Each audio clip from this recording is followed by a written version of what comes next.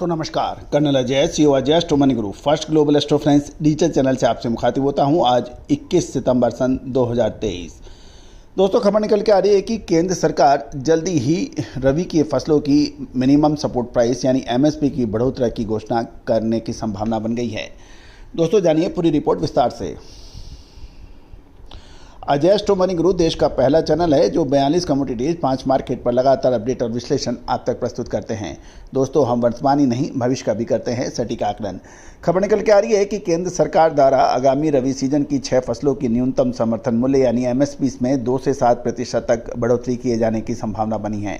इसकी घोषणा जल्दी हो सकती है क्योंकि अगले महीने से इन फसलों की बिजाई प्रक्रिया आरंभ होने वाली है।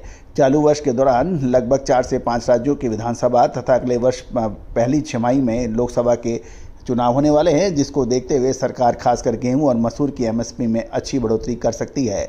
पिछले साल गेहूं का न्यूनतम समर्थन मूल्य लगभग 5.5% बढ़कर 2125 रुपये प्रति क्विंटल निर्धारित किया गया है।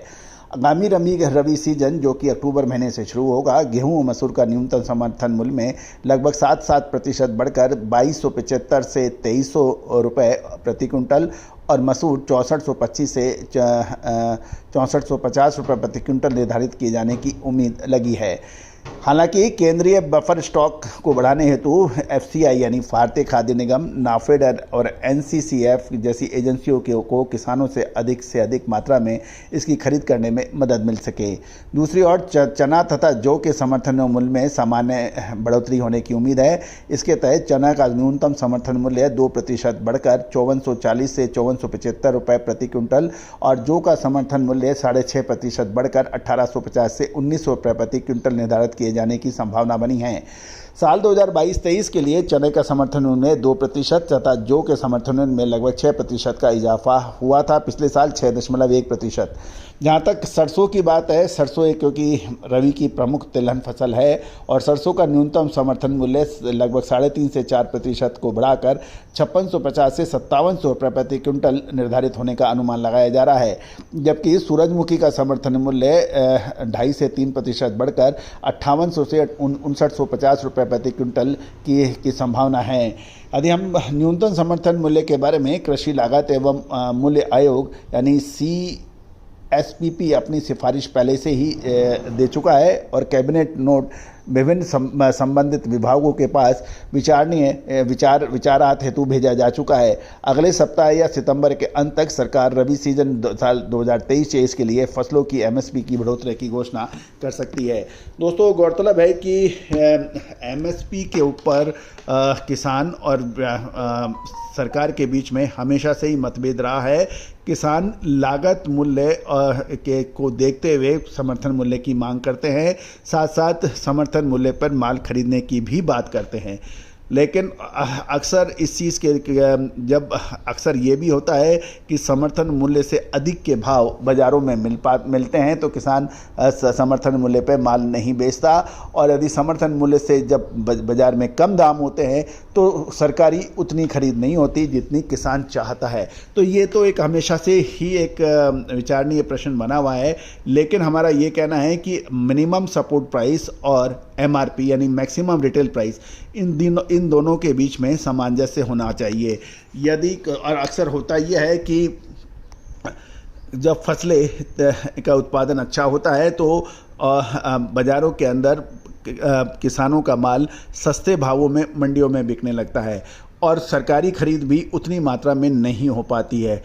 उसका नतीजा ये निकलता है कि किसान को और छोटे व्यापारियों को बहुत नीचे स्तर पे माल मिलता है, जबकि मैक्सिमम रिटेल प्राइस जो ब्रांडेड बड़ी कंपनियां हैं, खाद्य सामग्री बनाने और बेचने वाली कंपनी, वो फसल के न्यूनतम मूल्य को देखते हुए एमआरपी यानी मैक्सिमम रिटेल प्राइस उतना नहीं घटाती है जितना घटना चाहिए। यदि आप सरसों का देख लीजिए या सोयाबीन का भाव देख लीजिए, पिछले सालों के मुकाबले इस साल सोयाबीन के दाम बहुत कम बाज़ार में रहे, लगभग 30 से 35% तक कम रहे। साथ साथ सरसों के भाव भी कम रहे, लेकिन उतनी मात्रा के अंदर मैक्सिमम रिटेल प्राइस वो ब्रांडेड कंपनियों ने नहीं घटाई और उसका नतीजा ये रहा कि किसान और छोटे व्यापारी को फ़ायदा नहीं मिल पाया और उतना जो मूल्य घटे भावों का फ़ायदा भी उपभोक्ताओं को नहीं पहुंच पाया। तो सवाल हमारा यही है कि एमआरपी और एमएसपी यानी मैक्सिमम रिटेल प्राइस और मिनिमम सपोर्ट प्राइस यानी न्यूनतम समर्थन मूल्य और अधिकतम खुदरा मूल्य, इसके बारे में एक निश्चित नीति होनी चाहिए कि एमएसपी के आधार पर ही एमआरपी निर्धारित होनी चाहिए और उसका सभी ब्रांडेड कंपनियों को उसके आधार पर ही मूल्य निर्धारित करने का निर्देश होना चाहिए, या उसको वेबसाइट के ऊपर या उसका भाव निकले और सभी को उसका पालन करना आवश्यक होना चाहिए। कुछ कंपनियां अपनी ब्रांड के नाम पर अत्यधिक मूल्य प्राप्त करती हैं, खासकर खाद्य तेलों में। आपको याद होगा हमने एक बड़ी आवाज़ उठाई थी कि आप ब्लेंडिंग करते हैं खाद्य तेलों में, कितनी मात्रा में करते हैं उसका उल्लेख होना चाहिए।